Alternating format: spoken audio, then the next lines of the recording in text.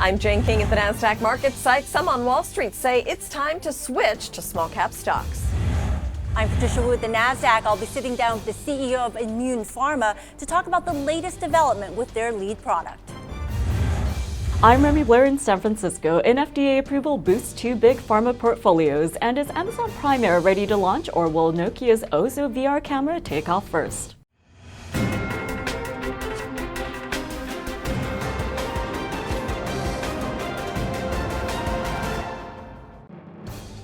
Welcome to Small Cap Nation. I'm Jane King at the NASDAQ market site in Times Square. The Russel 2000 was the best gaining stock index in November. When small cap stocks take the lead, they typically stay there for a while. So chances are that small caps will continue to move higher. The S&P 500 index flatlined during the month of November, digesting a sharp rally from the month's low. But the Russel 2000 has come to life in recent sessions, rising within striking distance of its marquee 200-day moving average. Well, here's a merger to dream about. Mattress Firm, the largest U.S. specialty mattress retailer by number of stores, said it had agreed to buy second place Sleepy's for $780 million. It's a deal aimed at expanding the company's presence in the fragmented retail bedding market. Now, the company said the merged company would have about 3,500 stores, including more than 1,000 in the difficult-to-enter Northeast and Mid-Atlantic markets, and more than $3.6 billion in sales over the past 12 months. Well, Kent Moore's company is continuing with its transformation plan, and it does involve job cuts. About 400 jobs will be cut, including some contractors. This action is part of ongoing efforts to streamline and simplify the structure of the organization worldwide and to reduce costs. The chemical company was spun off from DuPont earlier this year. Cipher Genomics, a genome information company, has been purchased by Human Longevity, another San Diego biotech company. Well, both companies map human genomes to find answers to human diseases and other conditions and look for cures. Cipher has already helped people with mysterious genetic conditions sleep better and live longer lives. The companies did not disclose the financial details of that transaction. Well, lots of small cap companies making news today. Here's a rundown. Eterna Zentaris falls after Turing CEO Martin Shkreli tweets that the company is worthless. He also said the same thing about Cyclacel Pharma, and its shares plummeted also. Anavex drug is said to be a potent cognitive enhancer in Alzheimer's disease. eFuture Information Technology gained 95% last week on news of possible partnerships and perhaps even a buyout of the company. High Power International got a non-binding investment proposal letter. Oramed Pharma signed a China accord worth more than $50 million, and Supercom shares fell 40% despite it being awarded $8 million in new contracts. Allscripts Healthcare Solutions rose in Monday's extended session after the healthcare IT company announced a stock buyback program, and recreational vehicle maker Thor Industries topped Wall Street expectations. Also, LifeLock says it will buy back $100 million in shares. Well, FLIR Systems said it acquired privately held video surveillance hardware and software company Diptel for $92 million in cash. FLIR said the Ridgefield Park-based New Jersey company will expand upon its own security systems holdings. FLIR expects the acquisition to be neutral to 2015 earnings and add to them thereafter. And Vuzix says the future is augmented reality. The company kicked off 2015 by being listed on the NASDAQ and then announced a nearly $25 million investment from Intel for 30% of its stock. Roughly 11 months later, the company is moving into an approximately 30,000 square foot facility with a stronger cash flow and better share price, despite higher operating expenses and some challenges in the marketplace for smart glasses, a wearable computer that adds information to what the user sees. And software company Atlassian set an initial public offering price range of $16.50 to $18.50 a share. The company plans to issue 20 million shares. At the high end of the range, the offering would raise $370 million. At the midpoint of the range, it'd be less than that. Atlassian would command a value of $3.6 billion. Now, the company will list on the NASDAQ with the symbol TEAM. We're going to follow up on an exciting development with one of the small caps listed here on the NASDAQ. I interviewed the CEO of Immune Pharmaceuticals a couple of weeks ago. Now today, Dr. Daniel Tepper will sit down with Patricia Wu with some news on their lead product. Patricia? Hi, Jane. There certainly is a lot to get to today, so I'm going to bring in Dr. Daniel Tepper right away, CEO of Immune Pharma. So there certainly are a lot of things going on, but before we get to that big development with your lead product, let's remind our viewers about your lead product. Just give us a brief overview. So, Patricia, good morning and good to be here. Bertoluimab is our lead product. It's a targeted therapy. It addresses inflammatory diseases of the skin, of the GI system, of the respiratory tract, and a number of other organs. It was originally discovered by a company called Cambridge Antibody Technology, and we brought it back to clinical development. It's already been in patients, but we're bringing it back to clinical development in specific indications that are most promising for bertoluimab. And I understand you have a big development. You've enrolled your first patient in phase 2 trials? We have enrolled our first patient in the ulcerative colitis indication. That's an inflammation of the GI system. And we're very excited about this clinical trial. It's a 42-patient, double-blind, placebo-controlled trial where patients are randomized 2-to-1 to the drug versus placebo. It has subjective and objective endpoints that will allow us to decide the future development of bertoluimab. So give me a little bit of an idea of the timeline. Say 42 patients, you've enrolled your first. What does the timeline look like? What is the next milestone, the next data release? So, typically trials of that size in ulcerative colitis, can take a year, to recruit. We're extremely proactive at Immune Pharma, so we're increasing the number of centers able to enroll patients.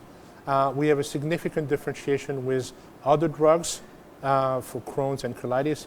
Crohn's is the more severe, disease that takes the entire digestive, tract versus ulcerative colitis. So, since the recruitment is difficult for that indication, and also we're selecting patients, based on the biomarker called eotaxin-1.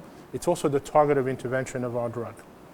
So, about 50% of patients with moderate to severe ulcerative colitis have high eotaxin-1. So we're targeting that particular segment. Taking that into account, an enriched population can lead to better results in a defined group of patients, but you also have to find the right patients. So that's why we're making sure that enough centers are included in the study so that we can have timely results of this phase 2. So speaking of timely results, are we thinking an estimate of about a year? We're thinking about a year. And again, it's important to have the right patient in the study. So I think around a year is a realistic estimate. And while, of course, we're always interested in efficacy, we're also interested in the safety profile. What does that look like? So far, in the phase 1, safety profile was excellent. Also in the preclinical toxicology, there was no toxicology, no side effect, red flag.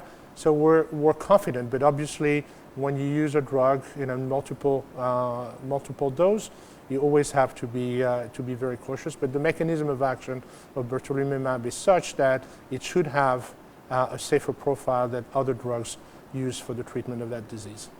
So if all goes according to plan, what is the potential here?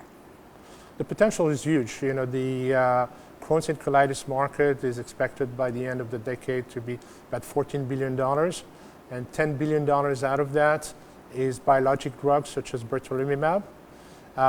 So we expect that based on the differentiated profile, we can capture a significant share of that market. Whether it's 1 billion, 2 billion, 3 billion, I think it's premature to say, but it's significant. We believe, and actually the key opinion leaders in gastroenterology believe that if we confirm that selecting patients based on their biomarker profile, based on eotaxin-1, brings better results, this is game-changing for the treatment of that disease, because currently drugs that are being used, about 40 to 50% of patients respond, and some lose efficacy over time. So if you know in advance that you have 80% chance of succeeding with one drug, it's much better than trying a drug and then failing and having to try another drug. And speaking of capturing a significant share of the market, where are your competitors in this compared to Immune Pharma?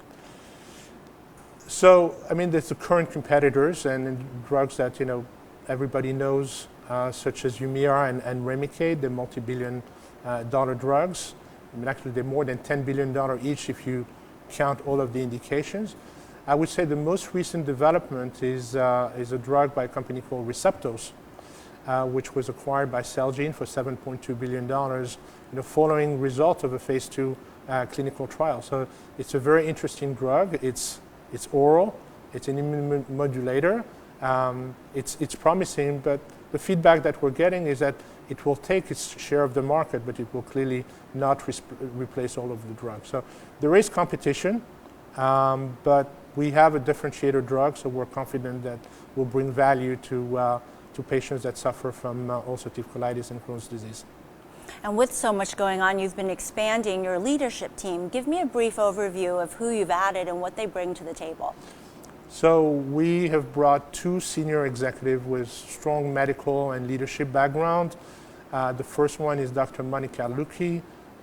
She just joined a few weeks ago. She's the Executive Vice President in charge of global drug development and the Chief Medical Officer. So she will overview the development of all our drugs in clinical stage of development. The second senior executive is Dr. Miri Ben-Ami. She's also a physician. She is the president of our Israeli operations, where we have some of our R&D, but she's also the global head of our immuno-oncology group, which includes 3 drugs in phase 2, phase 3 development, which we intend to partner potentially in 2016, as well as 2 very novel platform technology, one bispecific antibodies, and the other one is called nanomabs or immunonanoparticles. So all this pipeline, I would say the advanced pipeline is for partnering and may generate revenues for the company in the relatively short term. The other pipeline is extremely innovative, groundbreaking, and may also may allow us to do early partnership, as you've seen with other novel technologies, such as the bispecific antibodies. Well, those are the key words in this sector: partnerships and pipelines. Certainly a lot of exciting things going on for you. Thank you so much for being here today. Thank you very much. All right, Jane, you heard it here first, and tomorrow we're going to sit down with the Chief Medical Officer of Immune Pharma. The FDA approves a new cancer drug. We'll have the details on what it means for patients and Wall Street. You're watching Small Cap Nation, the leader in small cap news.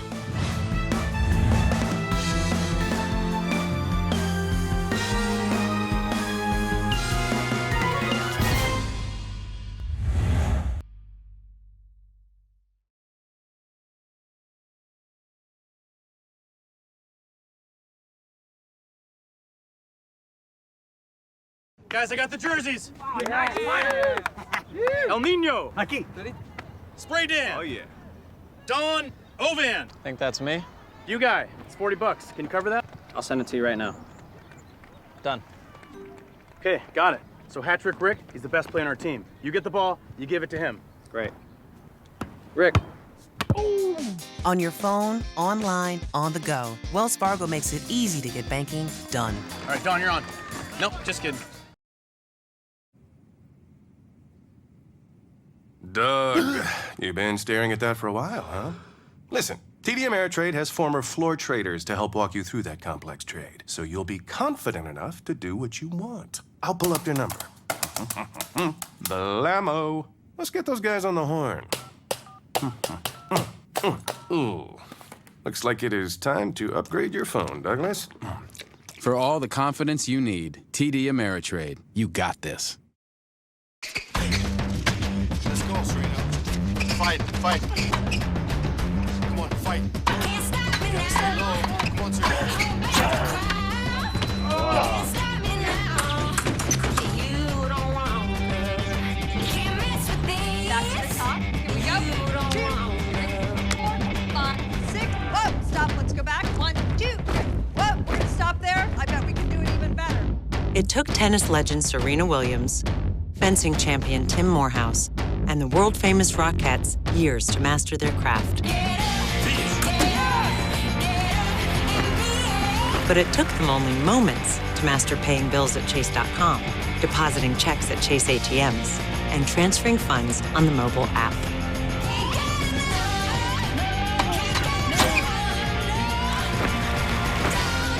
Technology designed for you, so you can easily master the way you bank. The FDA approved a new blood cancer drug. How significant is the big pharma product? Hi, Jane. Implicity has been approved to treat a form of blood cancer. Bristol Myers Squibb and AbbVie's Implicity can be used in combo with 2 other FDA-approved treatments, and this includes Celgene's Revlimid and dexamethasone. In a 646-participant clinical trial, those treated with the 3-drug cocktail took longer to relapse. They also had a higher chance of tumor shrinkage compared to those treated with the 2-drug therapy. The Implicity approval is for patients who have already received 1 to 3 therapies. The big pharma names Bristol Myers and AbbVie are co-developing the drug, with Bristol Myers in charge of marketing as well as commercial activities. Now, the monthly cost of Implicity for bi-weekly doses comes in at $10,000. According to estimates, the first-year cost with special induction cycles is approximately $142,000. How does the immunotherapy work in treating multiple myeloma? Well, multiple myeloma is a type of blood cancer that occurs in infection-fighting white blood cells found in the bone marrow.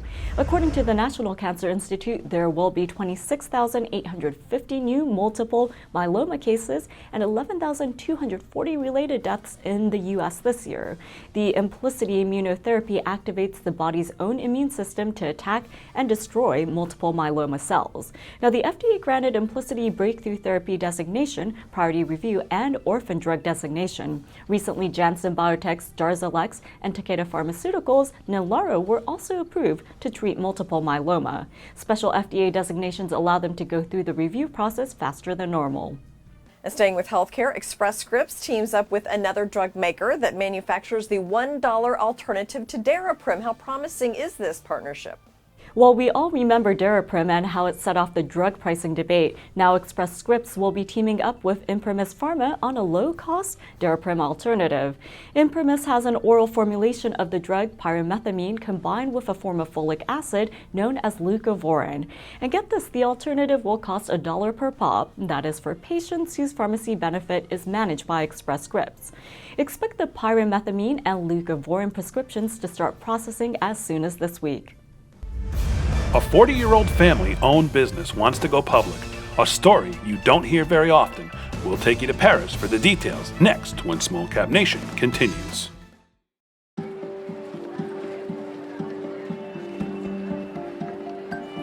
Good. Very good. You see something moving off the shelves and your first thought is to investigate the company.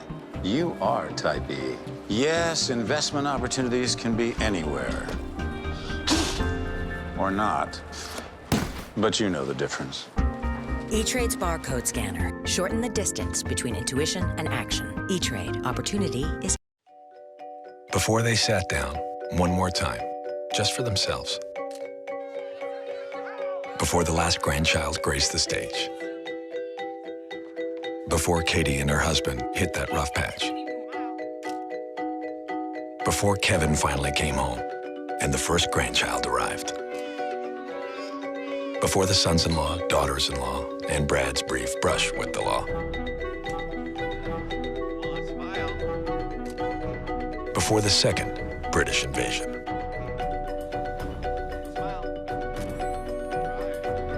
Before Katie, Debbie, Kevin, and Brad. Before they became a family. There was a connection that started it all and made the future the wonderful thing it turned out to be. We know we're not the center of your life, but we'll do our best to help you connect to what is. Sometimes the present looked bright, sometimes romantic. There were tears in my eyes, and tears in my eyes. And so many little things that we learned were really the biggest things. Through it all, we saved and had a retirement plan, and someone who listened and helped us along the way. Because we always knew that someday the future would be the present. Every someday needs a plan. Talk with us about your retirement today. Graham, how have the European markets been behaving today? Looking at stocks on a month-on-month basis, in fact, Germany and Amsterdam are comfortably up. Paris and Zurich showed some modest gains. Milan, Madrid and London were slightly off. Also, bonds were flat for the month. Today the markets opened largely up except for Paris, but then they fell away fairly rapidly, probably due to the Chinese manufacturing PMI activity, which came out and has now contracted for 4 consecutive months, the longest stretch since the global financial crisis and the lowest it's been since August 2012. At the moment, London is held up, probably boosted by the bank's stress test results, which were largely successful, and so the banks are back in favour. There's a lot of data out today. Seasonally adjusted unemployment rate in the Eurozone still is decreasing slightly in October, over 10% by UK and American standards high, but this was the lowest rate of unemployment recorded since January 2012. Manufacturing PMI in the Euro area also showed the strongest growth in 19 months, so I guess the two are together. The final market BME German manufacturing PMI came in up for November. Employment, new orders and output all rising at a stronger rate, although still moderate. However, input costs were still going down, and German goods producers raised their selling prices for the first time in 3 months. The market CIPS manufacturing PMI for the UK also came in up in October and further up than market expectations, and this is the highest figure since June 2014 due to rises in output, new orders and new export business, and employment, while price pressures remained on the downside, so the UK economy not looking bad. On the downside, the final market French manufacturing PMI came in slightly down in November. Output rose for the 3rd month, but the rate of expansion was very modest. New orders basically stagnated, weighed down by the largest drop in export orders since April. Staffing levels continued to fall, extending the current period of contraction to 20 months in staffing levels, which does make you wonder about their claimed consumer confidence. A mixed European picture, therefore. Meanwhile, the euro is climbing back towards the 060 again, and we have European inflation data out tomorrow, all grist to the ECB mill for Thursday. Well, Graham, what are you looking at today? Just a quick point, Jane, from yesterday. DefNX, you remember the software security people were due to go yesterday, have now delayed their launch until Thursday, so we'll keep an eye on that. Today we're looking at another IPO which has already been delayed once, scheduled to go tomorrow on the Paris Alternex. What makes this so interesting? Well, it's a good example of the challenges facing established family-owned businesses, of which in Europe there are still a lot, privately owned businesses. So, and some of them are trying to move into public ownership and a stock exchange quotation. Why would they want to go public? Well, often it's for one of two main reasons. Firstly, and frequently, the changing of generations. The older generation having often started the business, having been in the business all of their life, and wanting to extract some equity from it for their retirement. Secondly, again, often with the change of the generation, a desire to add new capital to the business to be able to operate its field or range of operations with the new management. So tell us about this one. Poulelan is based in the east of France and produces a range of bakery products under its own brands and for other people. About half of its revenues are generated through its company-owned and franchise network of 35 bakery outlets in eastern France. Another 45% of its remaining 45% of its sales comes from retail and food service channels, where it provides ready-made sandwiches as well as breads and other such things to retail outlet channels like supermarkets. The business is over 40 years old, has been operating these boulangeries, and it has its own brand which is well recognized locally, known as Morissette, and said it's well established in the east of France, where it has its own dedicated production sites and sales outlets.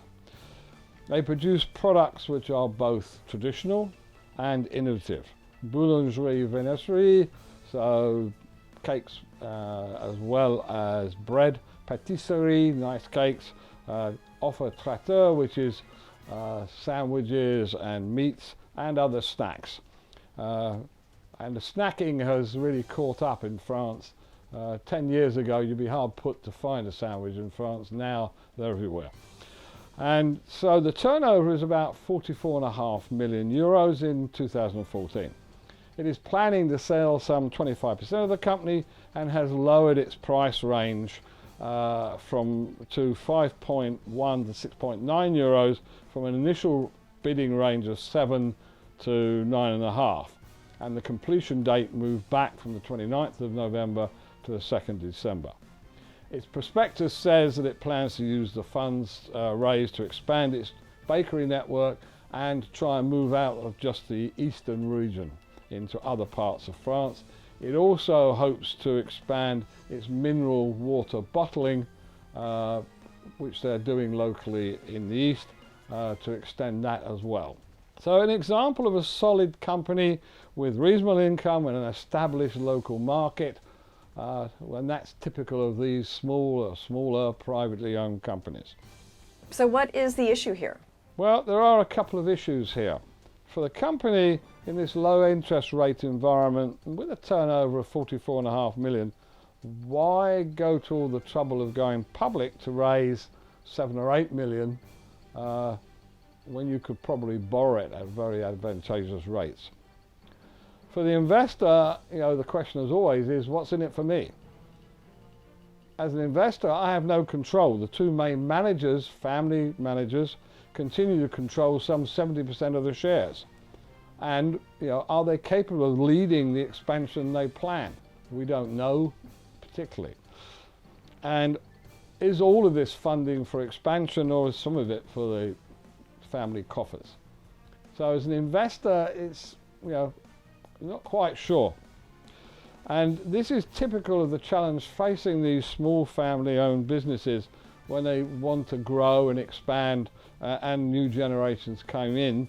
One way of doing it is become a public company, but you have to come up with an offer that investors are going to be interested in. Well, we'll see how this one does tomorrow.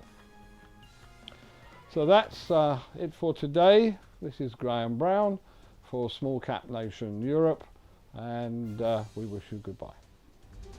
Amazon stock is hot, and they'll be shipping millions of packages this holiday season. Through the mail, of course, but would you also believe drones? Cutting-edge doorstep delivery next when Small Cap Nation comes right back.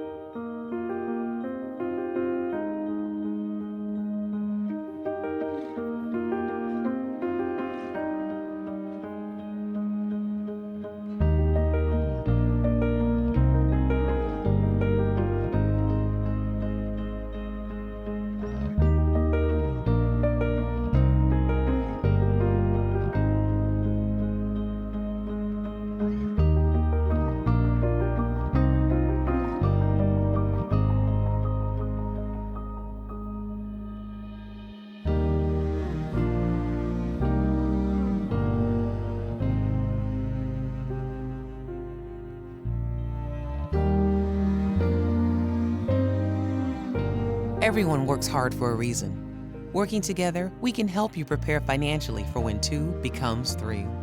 Wells Fargo. Together we'll go far. You want to be the best investor you can be. You want to cut through the noise of an overwhelming amount of analysis. You want the insights that will help you decide which ideas to execute and which to leave behind. You want your trades executed in 1 second or less, guaranteed and routed with institutional quality technology. Look no further. Open an account and find more of the expertise you need to be a better investor. When I got the phone call that we had received the grant, I held my breath.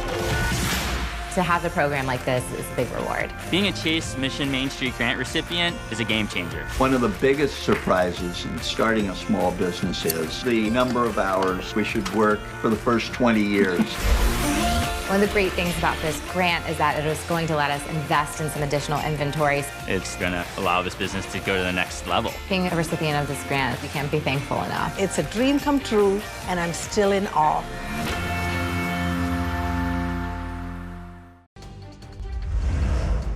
Well, it's that time of year again, and shoppers are getting serious about their strategy. If tech gadgets haven't been scooped up over the holiday weekend, there are still some deals lurking around. The biggest online retailer unveiled a new drone prototype. Now, when will we see it in action? Amazon's Prime Air unveiled a new drone prototype. The drone delivery project has many anticipating the service, but it's still in its testing phase. Amazon keeps whetting your appetite, and what better time than during the holiday shopping season. Now, Amazon released footage over the weekend showcasing the new drone, which is still a work in progress. It says the drones weigh 55 pounds and can carry packages weighing up to 5 pounds. The drones will fly under 400 feet and use sense and avoid technology to fly smoothly. The company is testing drones in multiple international locations and will launch once the company has the regulatory support and is able to demonstrate safe operations. Drone delivery has been tested by many of the large retailers around the globe. What are some of the remaining hurdles here in the United States? Well, it's all about regulation. In March of this year, the FAA gave Amazon approval to fly drones for research for the Prime Air service. There are strict guidelines for commercial drone use. The FAA estimates that by 2020, there will be approximately 30,000 commercial drones and plenty of civilian devices in use in the country. Now, the Amazon drone videos that were just released could be a way for the company to sell its Prime service. That is the $99 annual subscription that boasts online video access and cheaper shipping. If you watch the video clip carefully, they do show the prototypes boasting Amazon Prime Air. And as for the safety issues, there should be guidelines for security for the unmanned aircraft regarding data. Since the drone detect and avoid systems are software reliant, the potential for hacking is there. Commercial drone services require standards, and the regulatory guidance will hopefully be swift. As for the other retailers, Walmart sought permission from the FAA to start drone testing, and Google revealed that it wants to launch a drone service in 2017. Nokia is a familiar name to many. The company unveiled its 360-degree Ozo camera. It has a hefty price tag. When will it be landing under Christmas trees? Well, most of us think cell phones when we hear Nokia, but the company is making strides into virtual reality. At a media event in LA, the company unveiled its high-end 360-degree VR camera, the Ozo. Nokia's professional camera will have live monitoring, and Nokia will also support other platforms and devices. It is available for pre-order and will cost a hefty $60,000 US. Keep in mind that an extra rechargeable battery and 500 gig SSD combo will cost $5,000. So obviously, this is not for your average hobbyist or even prosumer. And while it's not cheap or affordable, the 9.3-pound sphere does away with dynamic rendering. With Ozo's 8 lenses and microphones, this beckons a niche market for Nokia. And with all the possible applications, this could mean a new chapter for the Finnish company. Analysts weigh in on some of America's favorite chicken and wing restaurants, what to buy, sell, or hold when Small Cap Nation returns. Guys, I got the jerseys. El Nino. Aquí. Spray Dan. Oh, yeah. Don Ovan. Think that's me? You guy. It's $40. Can you cover that? I'll send it to you right now. Done. Okay, got it. So hat trick Rick, he's the best player on our team. You get the ball, you give it to him. Great. Rick. On your phone, online, on the go, Wells Fargo makes it easy to get banking done. All right, Don, you're on. Nope, just kidding. Doug, you've been staring at that for a while, huh? Listen, TD Ameritrade has former floor traders to help walk you through that complex trade, so you'll be confident enough to do what you want. I'll pull up your number. Blammo. Let's get those guys on the horn. Ooh. Looks like it is time to upgrade your phone, Douglas. For all the confidence you need, TD Ameritrade. You got this. Let's go, Serena. Fight, fight. Come on, fight. Can't stop me now. Come on, Serena.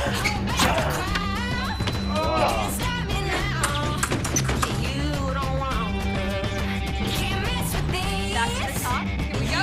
2, 3, 4, 5, 6. Whoa, stop. Let's go back. 1, 2. Whoa, we're going to stop there. I bet we can do it even better. It took tennis legend Serena Williams, fencing champion Tim Morehouse, and the world-famous Rockettes years to master their craft. But it took them only moments to master paying bills at Chase.com, depositing checks at Chase ATMs, and transferring funds on the mobile app.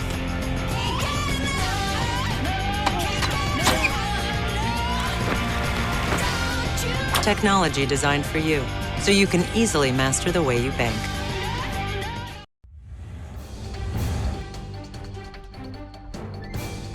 In today's buy and sell and hold action, El Pollo Loco, the Mexican-style restaurant chain, surged in a positive note by Guggenheim Securities. Shares of Wingstop, though, slightly lower despite a buy rating from the same analyst. Conn's was raised to a buy versus a hold at Stifel. One Main Holdings raised to a buy at Citi. Parkway Properties raised to a buy at Stifel. Questar Corporation rated a new hold at UBS. Thanks for joining us on Small Cap Nation, and we'll see you back here tomorrow. Until then, check back for the latest news and research on smallcapnation.com, Facebook, and Twitter.